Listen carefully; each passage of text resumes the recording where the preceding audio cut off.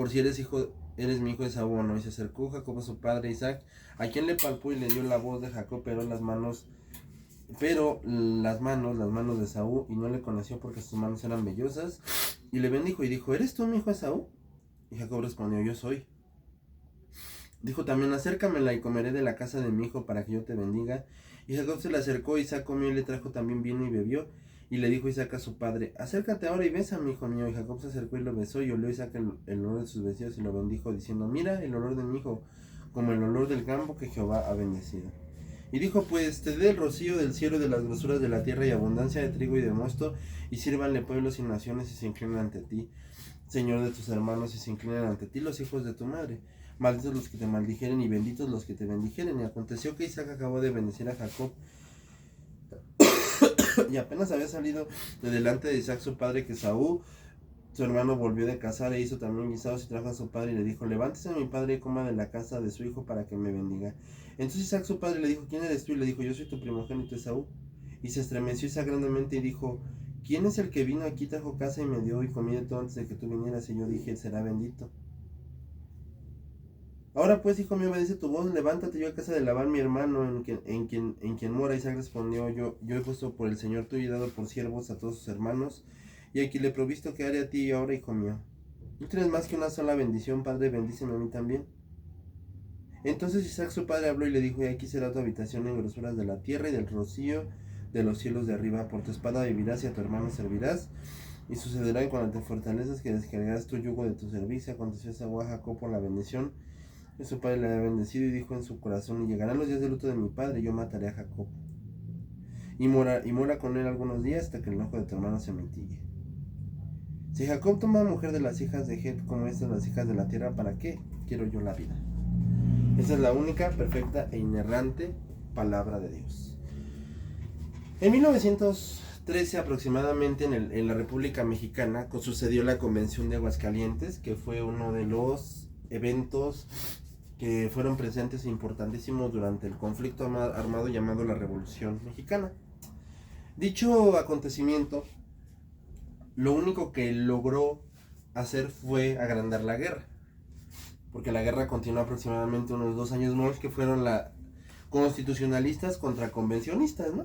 Francisco Villa contra Venustiano Carranza. Bueno, además está decir que Venustiano Carranza ganó esta facción en la guerra, y por lo tanto se instauró la Constitución de 1917. Pero precisamente ese es el punto que yo quiero usar para introducir el pasaje que acabamos de leer. Y ese es el punto tan importante que tú tienes que llevarte a casa, porque aquí es donde vemos, donde nosotros nos damos cuenta y entendemos que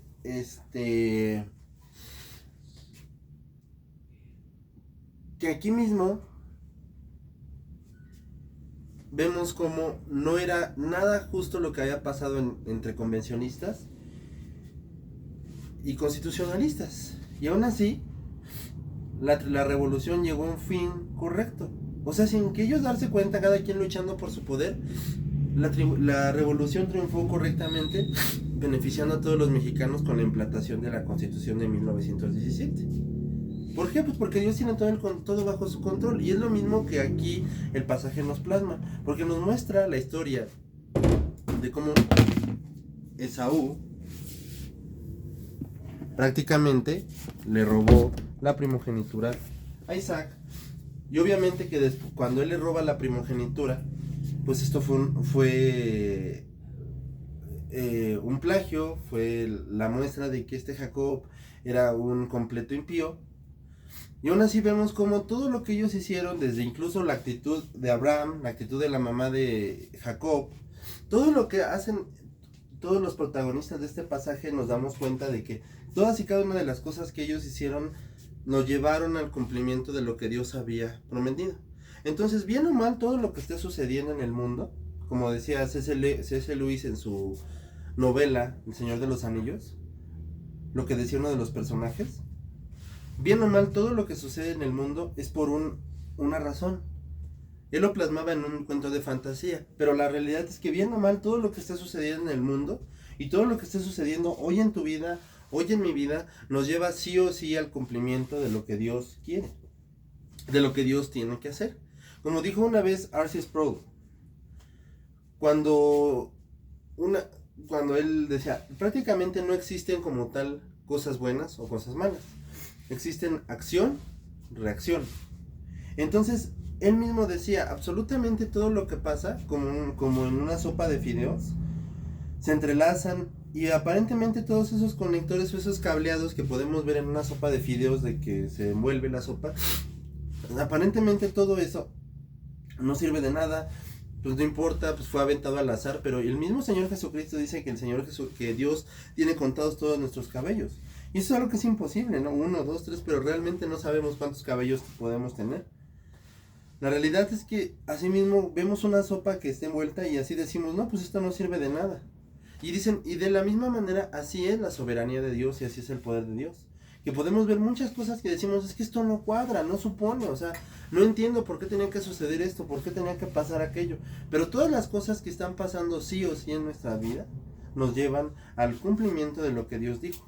Todo lo que sucede en nuestra vida, todo absolutamente nos lleva al cumplimiento de lo que Dios ha dicho, de lo que Dios ha ordenado en su vida. Sí sabemos que lo que hizo la mamá de Jacob fue muy grave.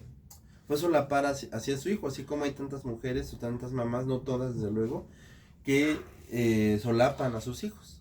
No, pero ella es uno de los casos, así como hay tanta gente que lo hace. Y también hay padres que son muy violentos, que no entienden a sus hijos, que no comprenden y les están haciendo el mismo daño. Entonces mucha gente dice que si ama a sus hijos y dicen, y lo amo tanto que lo solapo. Otros dicen, lo amo tanto que lo trato mal para hacerlo duro contra el mundo, ¿no? Entonces no es que realmente los estén amando, es que realmente lo que quieren es vivir, es hacerlo según su voluntad. Y este fue el caso con Jacob. Tanto vivió con su mamá, que su mamá obviamente lo empezó a encaminar. No, mijito, róbale la primogenitura a tu carnal, porque tu carnal no la merece, el que la merece eres tú, porque tú has estado conmigo viendo Mariela del Barrio. Obviamente no había novelas, desde luego, ¿no? Pero también Jacob se la pasaba todo el tiempo con su mamá. Y entonces se le hizo muy fácil robarle la primogenitura a Esaú. Saúl también sabemos que no le interesaban las cosas espirituales, tanto que se casó con una mujer etea. Pero cuando ya llegó el momento de la bendición, ya no se pudo. ¿Por qué? Porque, hijo mío, lo echaste a perder. Tú ya no hay bendición para ti, porque he bendecido a Jacob. Pero le robó la bendición, pero hizo todo esto, sí.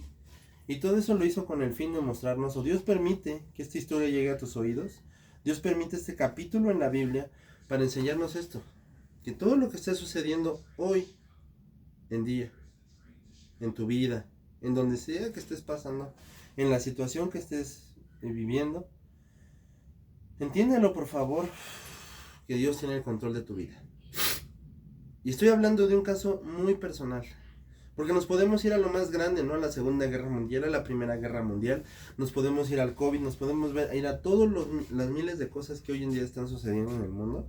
A gran escala. Pero vamos a verlo en un plano personal y obviamente también en un plano grande, que es el de a nivel global. Y ambas cosas están bajo el control de Dios. Todo lo que está sucediendo hoy en día está bajo el control de Dios. Eso es algo que nunca debemos de perder de vista. A veces llega el momento donde por situaciones difíciles o por la situación que tú estés pasando nos volvemos fuertes, poderosos, y nos volvemos totalmente altivos y nada humildes.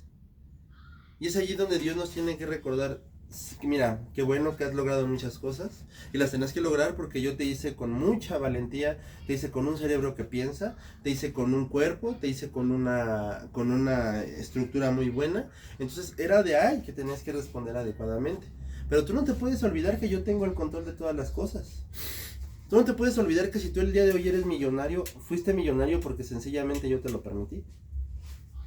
Tú no te puedes olvidar que el día de hoy el carro que tú tienes, la casa que tú tienes, el dinero que tú tienes, lo conseguiste por mí, dice el Señor.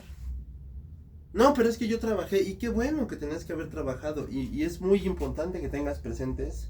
Pero aunque fueras una máquina de poder, aunque fueras una máquina de chambeo, aunque fueras lo que tú fueras, Dios sigue teniendo el control de todas las cosas, el dominio de todas las cosas.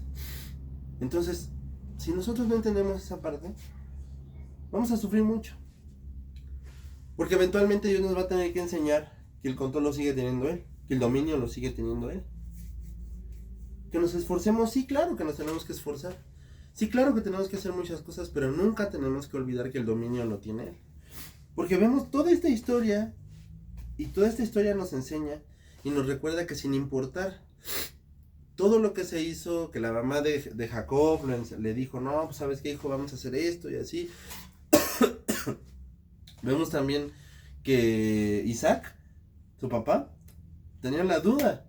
Y si tenía tanta duda, ¿cómo se le ocurre, o sea, algo tan importante dejarlo ahí? Se va, le hubiera dicho, mira hijo, espérame tantito, deja ver, o sea, porque pues la verdad no te estoy sintiendo, o sea, tu voz como que no me deja ver que eres Esaú, tu voz como que me enseña que, pues la verdad, no, como que no creo que seas Esaú, pero no lo hizo.